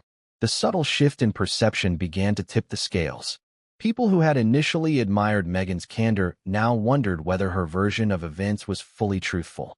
Kate's reputation, long maintained through patience and discretion, started to benefit from this reassessment. Her silence, often misinterpreted as aloofness, now appeared to reflect dignity and composure. Royal experts highlighted her ability to endure scrutiny without retaliation, her commitment to family stability, and her thoughtful handling of high-pressure situations. The public began to see Kate not as a cold obstacle, but as a steadfast figure navigating complex dynamics with grace. Social media narratives shifted. Articles celebrated her resilience. Interviews with close friends and staff painted a picture of a woman who had borne invisible burdens while maintaining her integrity. The longer she remained silent, the more her composure spoke volumes, revealing a depth of character that Meghan's media-savvy approach could not replicate. Yet, the shifts in public sentiment were never absolute. Meghan retained her supporters, particularly among audiences outside the United Kingdom, who admired her individuality and willingness to challenge outdated norms. International media continued to emphasize her struggles, painting Kate as an emblem of establishment rigidity. For many, Meghan's experience represented a larger story about barriers faced by women, outsiders, and those daring to question authority. The tension between the two women became symbolic, a lens through which broader societal debates were filtered. Kate's measured approach appealed to tradition-minded viewers, while Meghan's outspoken style resonated with progressives. Public sympathy was now polarized, reflecting more than a personal feud. It reflected cultural values, societal priorities, and competing narratives of right and wrong. In the midst of this shifting landscape, the monarchy itself faced an existential question: how to manage internal disputes when the world outside is armed with smartphones, social media, and a hunger for scandal. The flower girl dress incident was, in many ways, a microcosm of this challenge. It illustrated how minor disagreements, private tensions, and personal emotions could be magnified into global stories of betrayal and cruelty. Kate's confession, delivered years later, became a pivotal moment in this ongoing negotiation of public perception. By revealing her experience of being made to cry, she reasserted her narrative, adding nuance and perspective to a story that had been dominated by media interpretations. Experts on royal communication noted that timing was crucial. Had Kate spoken immediately after the wedding, her words might have been dismissed, overshadowed by Meghan's high-profile interviews. By waiting, Kate allowed the passage of time to add credibility. The audience had witnessed Meghan's subsequent actions, the public controversies, and the couple's departure from royal duties. In contrast, Kate had remained consistent, stable, and committed to her responsibilities. This longevity of composure lent her words weight, giving the public a new lens through which to evaluate the past. Her confession was not reactive, it was reflective, a strategic reclamation of her story.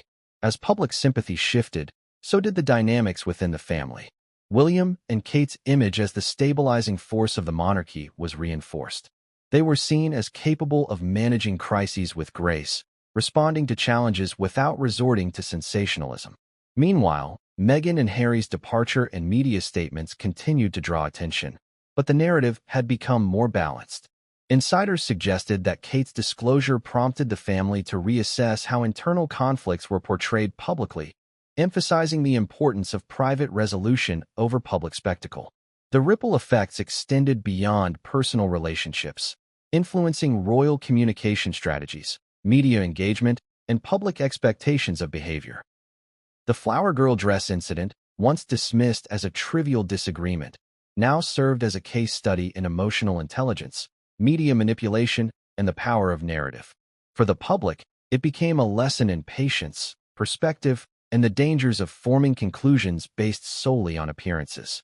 Kate's long silence, followed by her measured confession, demonstrated the importance of timing, authenticity, and resilience in shaping public perception.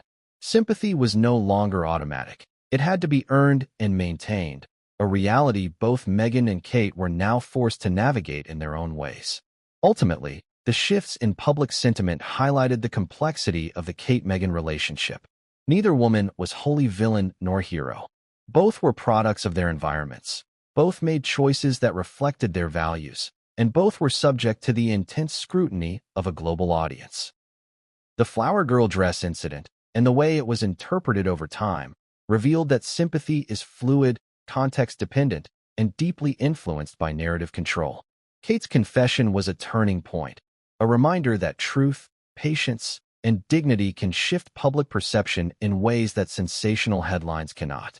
It was a testament to the enduring power of composure, the subtlety of quiet strength, and the long-term consequences of how stories are told and received. By the time Kate revealed the truth, the public had already lived through multiple iterations of the story.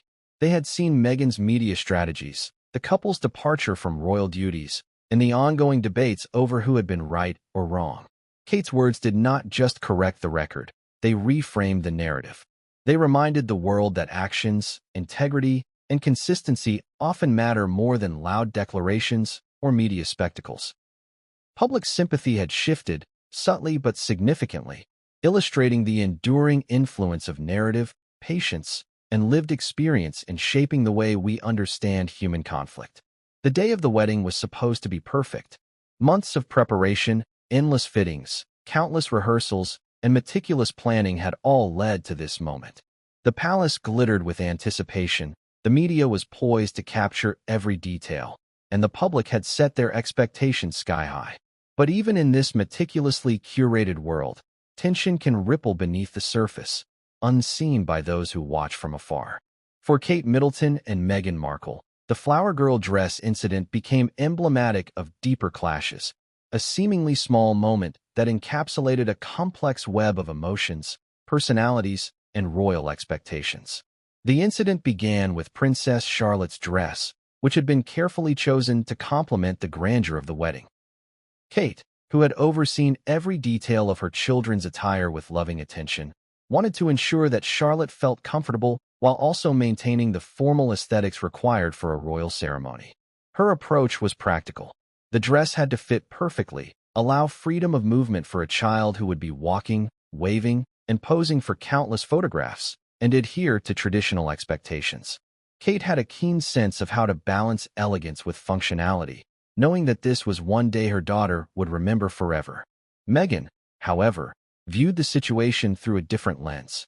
She was a newcomer to the royal fold, a woman navigating an environment steeped in centuries-old customs. Every decision seemed magnified under the glare of public scrutiny. Meghan's concern for her own daughter's participation and her desire to influence the ceremony collided with Kate's vision.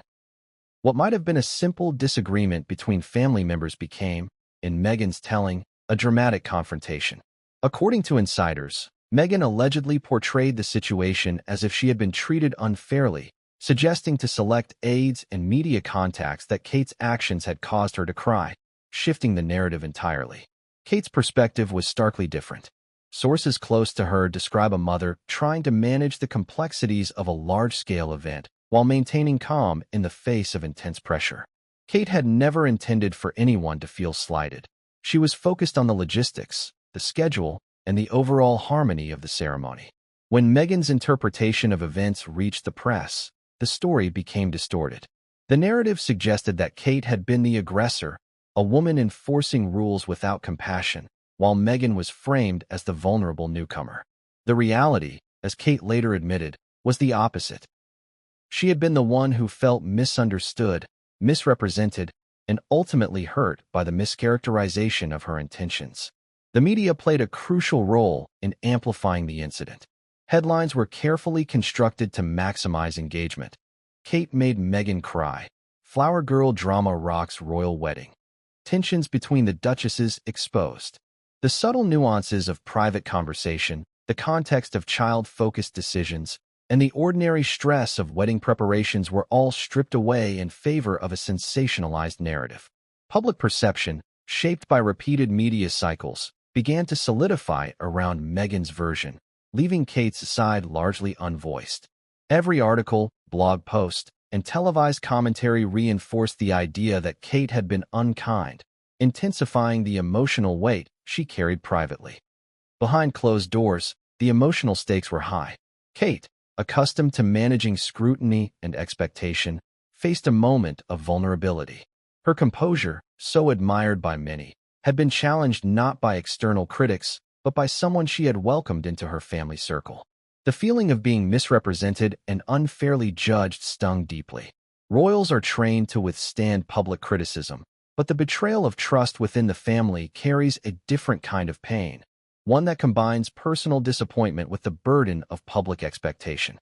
Kate's confession years later underscores how this seemingly minor incident had a profound emotional impact, shaping her perception of Meghan and influencing her long-term feelings toward her sister-in-law. Psychologists analyzing the dynamics suggest that such conflicts, especially in high-pressure environments, often become symbolic. The flower girl dress incident was not just about fabric, fit, or style. It represented control, influence, and respect. Kate's meticulous attention to detail, Meghan's desire to assert autonomy, and the constant media scrutiny created a perfect storm. When narratives clash and reputations are at stake, even minor disagreements can be magnified into defining moments. The incident became a prism through which the public interpreted the larger relationship between the two women: tradition versus modernity, insider versus outsider, patience versus impulsivity. Interestingly, the incident also highlights the psychological strain placed on children in royal events. Princess Charlotte, caught in the middle, had no say in the proceedings and no understanding of the narrative being spun around her. Kate's priority, according to insiders, was her daughter's comfort and confidence. Meghan's framing of the situation, however, shifted focus from the child to the adult's perceived conflict, illustrating how narratives can be manipulated and emotional responses misattributed.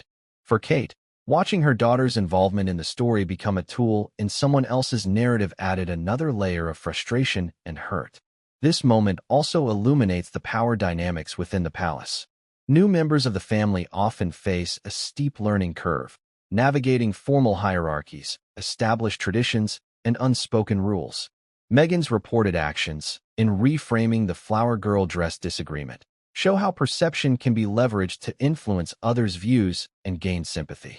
Kate's response, measured and silent at the time, reflects a different strategy, one of endurance and controlled expression.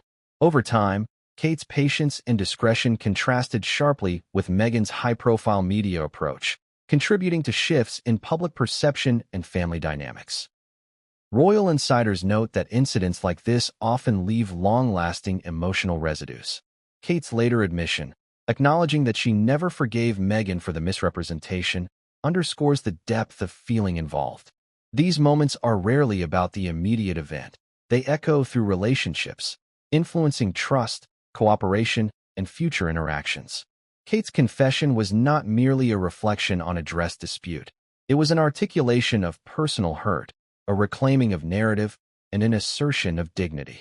It reminded the public that even within glamorous, highly curated royal environments, emotions are real, personal, and complex. The flower girl dress incident also offers a broader lesson on how narratives are constructed and consumed in the modern era. Social media, instant news cycles, and selective leaks can elevate private disagreements into public spectacles. How stories are framed, what is emphasized, omitted, or exaggerated, can fundamentally alter perception. Kate's experience demonstrates the importance of perspective, the patience required to maintain composure, and the eventual power of truth when revealed carefully and strategically. Her confession reshaped the historical narrative of the wedding, providing nuance where once there was only sensationalism. Ultimately, the flower girl dress incident was a turning point in the Kate-Meghan relationship, emblematic of miscommunication, contrasting personalities, and the high stakes of public life. It highlighted the fragility of trust, the influence of perception, and the enduring impact of seemingly minor conflicts. By exploring this incident in depth, we gain a richer understanding of the pressures Kate faced, the strategic decisions she made, and the emotional consequences of being misrepresented on a global stage. It was a moment that, while small in appearance, carried enormous weight in shaping relationships, reputations, and the broader narrative of the royal family. This chapter also sets the stage for subsequent revelations, how this incident influenced Kate's long-term feelings, her interactions with Meghan, and the broader dynamics within the family. It serves as a reminder that in a world of protocol, appearances, and relentless public scrutiny, even the smallest moments can have lasting significance. Every detail matters, every gesture is interpreted, and every narrative can shift the balance of sympathy, trust, and reputation in ways that are impossible to predict. The flower girl dress incident remains a symbol of these complexities, a window into the emotional life of the royals, and a testament to the power of perception in shaping history. The royal family has always existed under an unrelenting public microscope, where every smile, gesture, and interaction is analyzed, dissected, and reported. In the age of social media and 24-hour news cycles, the scrutiny is even more intense, relentless, and immediate. The flower girl dress incident, seemingly a small, private moment between Kate Middleton, Meghan Markle, and Princess Charlotte, became an emblematic case of how the media can manipulate perception and shape public opinion, often in ways that amplify personal pain and distort reality. From the moment Meghan allegedly framed the situation as if she had been reduced to tears by Kate, the media frenzy began. Headlines were written with urgency, sensationalism, and dramatic flair. Kate made Meghan cry. Royal wedding drama erupts. Flower girl dress controversy shocks palace. These words were carefully chosen to provoke curiosity, spark outrage, and drive engagement. The story became instantly shareable, forming the basis of discussions not just in newspapers and television programs, but across social media platforms, blogs, and online forums. The speed at which information, or misinformation, traveled magnified its impact, creating a narrative that became difficult to counter. What makes the media's role so powerful in this context is not simply the reporting itself, but the way it frames a story. Journalists and editors decide what to emphasize, which quotes to highlight, and how to structure a narrative. In the case of the flower girl dress incident, Meghan's alleged version of events, the claim that Kate made her cry, became the dominant narrative. The subtlety of the disagreement, the practical considerations behind Kate's decisions, and the child-centered intentions behind the dress choice were all minimized or omitted entirely. Instead, the story fed into an emotionally compelling arc. A newcomer struggling against an established royal figure, an underdog versus an insider, conflict in the palace that mirrored public fascination with hierarchy, status, and rivalry. Social media amplified this effect exponentially.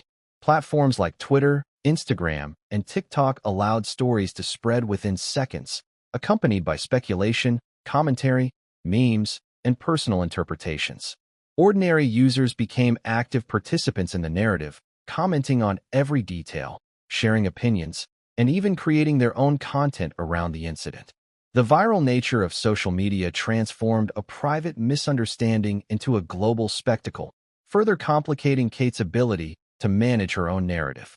In the eyes of the public, the incident became less about what actually happened and more about how it was portrayed, creating a rift between perception and reality. Experts in media psychology suggest that such amplification has a profound impact on individuals involved. Being misrepresented or misunderstood on a global scale can lead to feelings of isolation, frustration, and helplessness. Kate, who had devoted herself to ensuring a flawless wedding experience for her family, suddenly found herself portrayed as the antagonist. The emotional toll was not limited to public embarrassment.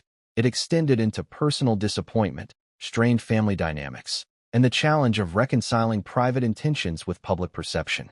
Every public reaction, from supportive comments to criticism, became a reinforcement or distortion of the narrative, creating a feedback loop that intensified the emotional stakes.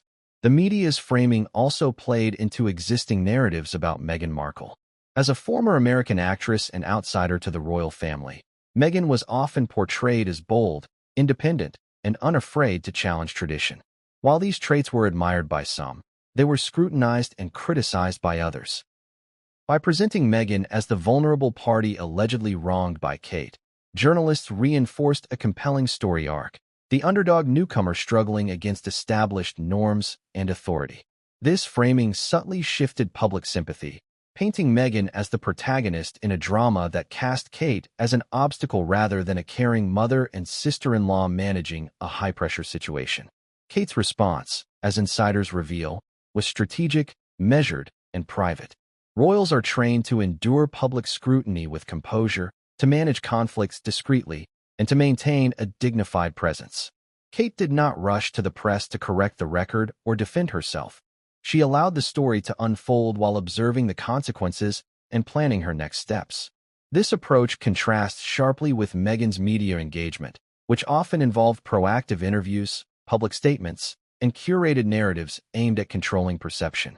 The juxtaposition of these strategies, silence versus amplification, further influenced public perception, reinforcing the media's ability to shape narratives in favor of the more vocal participant. The incident also underscores the role of selective leaks in royal reporting. Sources close to the palace may choose to provide information to journalists with particular spins, emphasizing certain details while minimizing others. In the case of the flower girl dress, insiders suggest that some narratives were subtly encouraged to support Meghan's version, while Kate's perspective remained largely unreported. The asymmetry of information dissemination created a public image that did not fully reflect the truth, highlighting how control over media narratives can serve as a form of power in high-profile environments. Public reaction to the story was swift and polarizing. Some criticized Kate as being rigid or controlling, while others defended her as a diligent mother and careful planner. The dichotomy created divisions among royal watchers, with opinion often influenced more by the framing of the incident than by the factual details. Memorable quotes from social media posts and online forums illustrate the range of responses: admiration for Meghan's bravery, anger toward Kate's perceived harshness, confusion over the true sequence of events. The public discourse, fueled by media representation, became a battleground for perception rather than a reflection of reality.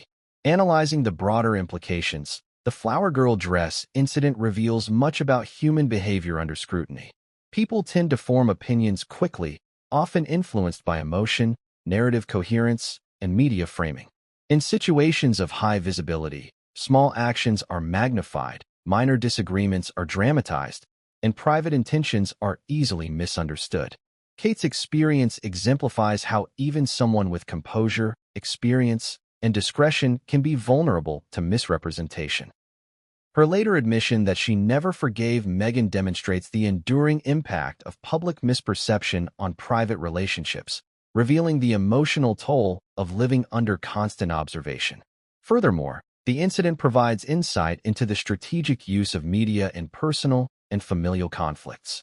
By controlling the narrative, even partially, individuals can influence perception, shape sympathy, and impact reputations. Meghan's alleged actions in reframing the flower girl dress disagreement highlight the potential for narrative manipulation in high-stakes environments.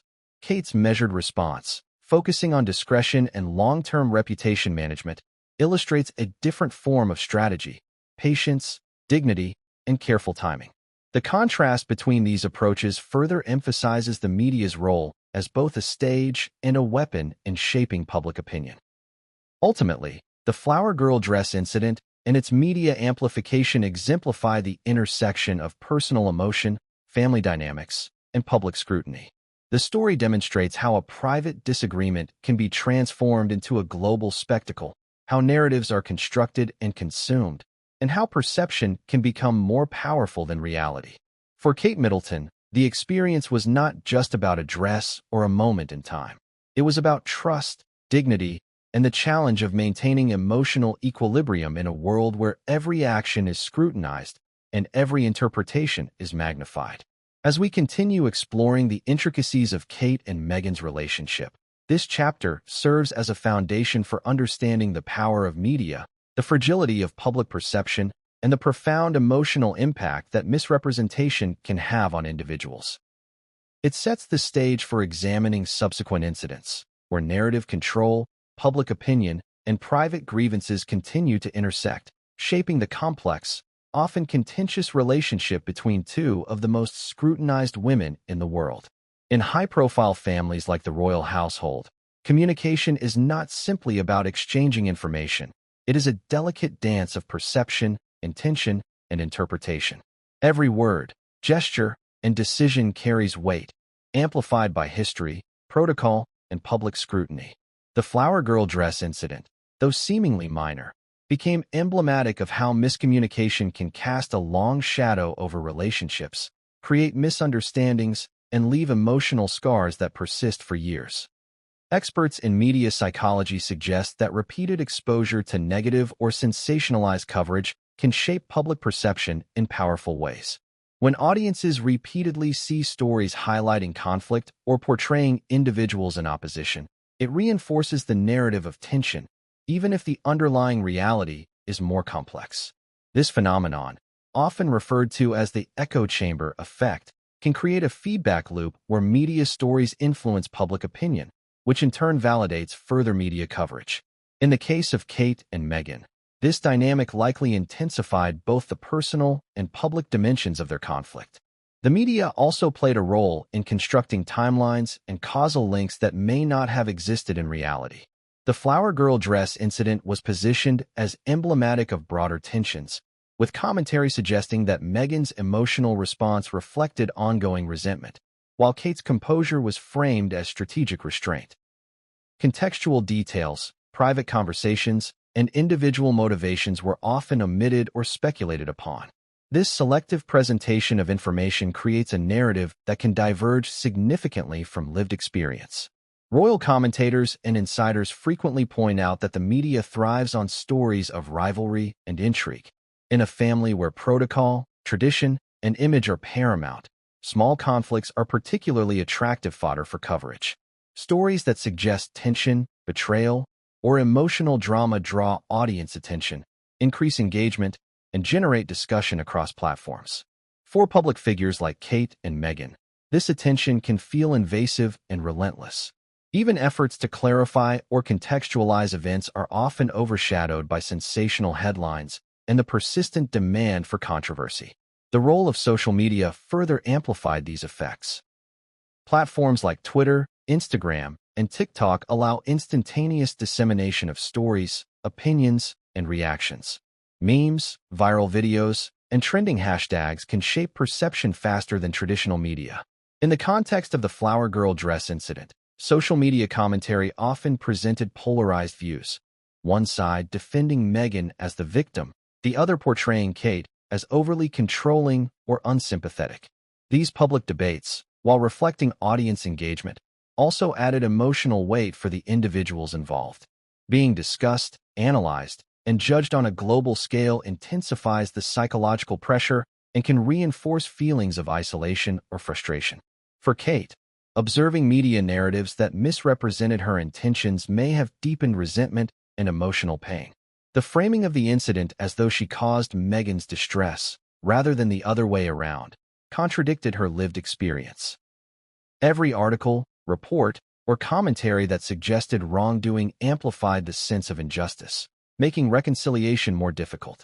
Similarly, for Meghan, media portrayals that emphasized conflict or questioned her behavior could contribute to defensiveness and a perception of being misunderstood or unfairly targeted. Journalistic practices also play a role in how these stories are constructed. Headlines are designed to capture attention. Lead paragraphs summarize key points for readers who may not delve into full articles, and editorial choices determine which quotes, anecdotes, and sources are highlighted. In the case of high-profile figures, journalists often rely on unnamed sources, leaked details, and historical patterns of behavior to craft compelling narratives. While these practices can produce engaging stories, they also risk distorting reality, emphasizing conflict over nuance, and perpetuating misconceptions. Interestingly, media influence does not operate in isolation. Public reaction, including letters, online commentary, and social discourse, feeds back into the media cycle. Outlets track engagement metrics, reader sentiment, and trending topics, which in turn informs subsequent coverage. This cyclical process can escalate small incidents into major talking points. The flower girl dress incident, amplified by the media, exemplifies this phenomenon. A minor dispute became emblematic of broader interpersonal tension, shaped by coverage, speculation, and audience interpretation. The consequences of media amplification extend beyond public perception. Within the family, awareness of coverage can influence behavior, communication, and emotional responses. Individuals may adjust actions to manage narrative, respond defensively to perceived slights, or become hyper-aware of appearances. In emotionally charged environments, these adaptations can exacerbate misunderstandings, creating a complex interplay between private reality and public narrative. Despite the challenges posed by media coverage, both Kate and Meghan demonstrated the capacity to navigate scrutiny with poise. Kate's measured responses, public composure, and adherence to protocol reflect a deep understanding of the stakes and the tools required to maintain dignity under pressure. Meghan's actions, whether interpreted as assertive, defensive, or misunderstood, reflect an effort to assert identity and agency within a highly scrutinized environment. The media, while amplifying tension, also provides insight into the public dimension of their experiences, highlighting the challenges of balancing personal emotion with institutional expectation. Ultimately, this chapter underscores the profound impact of media in shaping narratives, influencing perception, and amplifying misunderstandings. The flower girl dress incident, when viewed through the lens of media amplification, becomes more than a simple disagreement. It is a case study in how public scrutiny, sensationalism, and selective reporting can complicate personal relationships, deepen emotional wounds, and create lasting impressions. Understanding this dynamic is crucial to appreciating the broader context of Kate and Meghan's interactions and the enduring significance of seemingly small conflicts. By examining the media's role, we gain a clearer picture of how private incidents are transformed into public narratives, how perception can diverge from reality, and how emotional responses are amplified by scrutiny. This perspective provides essential context for understanding why Kate's resentment persisted, why Meghan's behavior was scrutinized, and how both women navigated the complex interplay of personal emotion, public expectation, and media influence. Even after years of public scrutiny, private conversations, and media speculation, the question remains: can there ever be reconciliation between Kate Middleton and Meghan Markle? The dynamics between the two women, complicated by family expectations, global attention, and deeply personal grievances, make forgiveness seem both necessary and nearly impossible. To understand this, one must examine the layers of emotion, history, and context that frame their relationship, especially in light of the flower girl dress incident and other pre-wedding tensions. Kate, known for her grace and measured public persona, has consistently demonstrated the ability to maintain composure even under immense pressure. Yet beneath this poised exterior lies a woman who experiences deep emotion, particularly when faced with perceived slights or distortions of her character. For Kate, the narrative surrounding the flower girl dress was more than a minor disagreement. It was an incident that represented broader issues of trust, respect, and personal integrity. When Meghan allegedly twisted the story, making it appear that Kate had caused her distress, it struck at the core of Kate's sense of fairness and honesty. This misrepresentation was not just a public affront. It was a deeply personal wound that resonated far beyond a single moment. Forgiveness, in Kate's case, would require an acknowledgement of truth, a recognition that her intentions were never to upset Meghan, that the dress incident was blown out of proportion, and that she was unfairly portrayed in the media. Yet such acknowledgement is complicated by the interplay of public perception and private communication. In a family as highly scrutinized as the royal family, admissions of wrongdoing or even misunderstandings carry enormous consequences.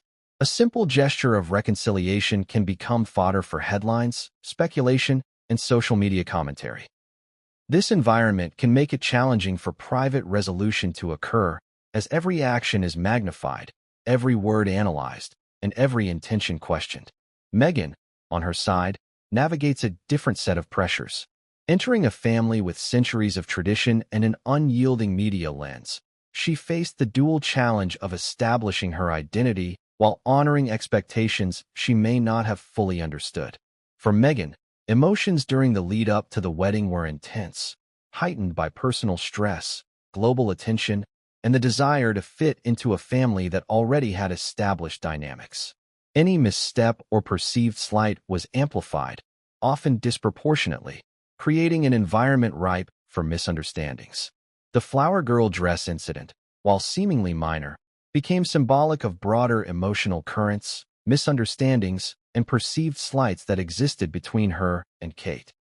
Experts in conflict resolution note that forgiveness is rarely a linear process, particularly in situations where multiple parties, public attention, and historical grievances intersect.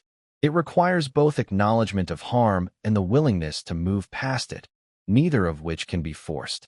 In the context of Kate and Meghan, the conditions for forgiveness are further complicated by media narratives, public expectation, and the institutional pressures of royal life. For Kate, forgiving Meghan would involve reconciling her lived experience with the public portrayal of events, an act requiring both emotional strength and trust. For Meghan, it would necessitate understanding the depth of hurt caused and recognizing that intentions, however well-meaning, may have been misinterpreted or experienced as harmful. Family dynamics also play a crucial role. Relationships within the royal family are influenced by hierarchy, tradition, and long-established patterns of communication. When conflicts arise, they are often navigated carefully, with deference to protocol and image. This can create barriers to open dialogue and emotional expression. Kate, as the future queen consort, has responsibilities that extend beyond personal feelings. Her actions are always measured against the expectations of the monarchy and the public. Meghan, as a newer member of the family, must navigate these established dynamics while asserting her own perspective, creating a complex interplay between individual emotion and institutional expectation. Furthermore, the public and media attention surrounding both women complicates the possibility of private reconciliation. Every gesture, statement, or meeting risks being interpreted as symbolic or strategic, rather than genuine. This pressure can make it difficult for either party to take steps toward forgiveness without fear of misinterpretation or public backlash. In this environment, even sincere attempts at reconciliation may be perceived as calculated or performative, undermining their emotional authenticity. The psychological toll of this dynamic cannot be underestimated. Studies of high-profile interpersonal conflict indicate that individuals under constant public scrutiny experience heightened stress, difficulty in trusting others, and prolonged emotional reactions. For Kate, the repeated misrepresentation of her actions likely intensified feelings of resentment and mistrust. For Meghan, the challenge of integrating into a scrutinized family while maintaining personal identity may have heightened sensitivity to perceived slights. These emotional layers make the process of reconciliation complex, requiring patience, understanding, and deliberate communication. It is also essential to consider the role of timing in forgiveness. Emotions immediately following the flower girl dress incident were likely heightened, with stress, anticipation, and personal stakes amplifying reactions. Over time, perspectives can shift, understanding can deepen, and wounds can heal or fester. For Kate and Meghan, the years following the wedding presented opportunities for reflection, dialogue, and adjustment. Yet the continuous media coverage and public speculation often impeded private processing, keeping emotions raw and perceptions fixed. Analysts and insiders suggest that small gestures, candid conversations, or mediated discussions could pave the way for eventual reconciliation. Simple acts of acknowledgement, whether private apologies, clarifications, or shared understanding, have the potential to bridge gaps created by misunderstanding and emotional pain. However, given the stakes and visibility of the individuals involved, even minor gestures are fraught with risk. Public exposure can distort intentions, complicate interpretations, and make private resolution more challenging. Another factor is the power of narrative control. Both Kate and Meghan have experienced their stories being told by others, journalists, insiders, and commentators, often without their direct input. Regaining control over their narratives is essential to emotional resolution. For Kate, asserting the truth about the flower girl dress incident is not just about personal vindication.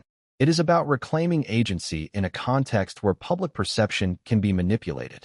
For Meghan, understanding the impact of her actions and the resulting narratives may be a crucial step toward empathy and potential reconciliation. Despite these challenges, human emotion is resilient. Even in high-pressure, public, and historically significant settings, individuals can find pathways to understanding. Reconciliation requires humility, empathy, and the willingness to confront difficult truths. It is a process that may be slow, nonlinear, and influenced by external circumstances, yet it remains possible when both parties are committed to honest communication and emotional reflection. Ultimately, the question of whether Kate Middleton and Meghan Markle can reconcile extends beyond a single incident. It encompasses years of emotional experiences, public scrutiny, personal misunderstandings, and institutional pressures. Forgiveness is not simply an act. It is a process, a negotiation between memory, emotion, perception, and reality. For viewers witnessing this narrative unfold, it serves as a powerful reminder of the complexities inherent in human relationships, particularly when magnified by fame, tradition, and the relentless gaze of the world. As we consider the future of this relationship, it becomes clear that reconciliation is not impossible, but it requires both courage and vulnerability. Kate's capacity for grace, Meghan's potential for reflection, and the ability to navigate media pressure and family dynamics all play crucial roles. The path toward forgiveness is neither straightforward nor guaranteed, yet the possibility exists, a delicate balance between resentment, understanding, and the hope that emotional wounds can eventually heal. The story of Kate Middleton and Meghan Markle has always been told on two very different stages. The public stage, illuminated by media scrutiny, social commentary, and fan speculation, and the private stage, where emotions, intentions, and truths often diverge sharply from the headlines. Understanding this duality is critical, as much of the tension between the two women has been fueled not merely by personal interactions, but by the interpretations, exaggerations, and narratives imposed upon them by the world at large. In the months leading up to Meghan's wedding to Prince Harry, media outlets meticulously dissected every interaction between the bride-to-be and the royal family. Every smile, every gesture, every decision, especially those involving key moments like the flower girl dress, was subject to interpretation, often leaning toward controversy rather than accuracy. Tabloid journalism, with its appetite for scandal, often blurred the line between speculation and fact. For example, the story that Kate had supposedly made Meghan cry over the choice of dress became a repeated talking point in headlines worldwide.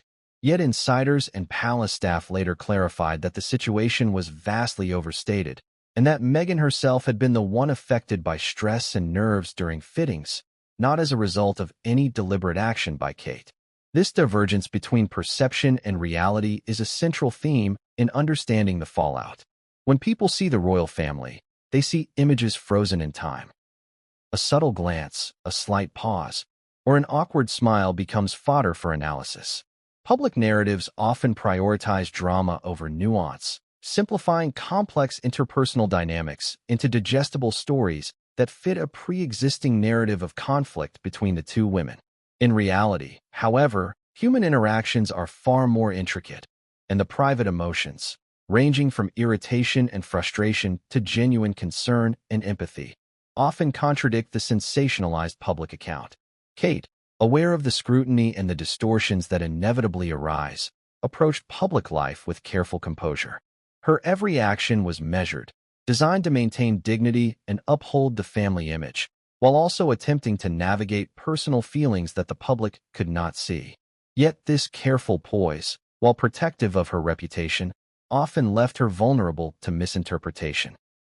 The narrative that she was cold or antagonistic toward Meghan ignored the context of her private behavior, which was reportedly far more nuanced and compassionate.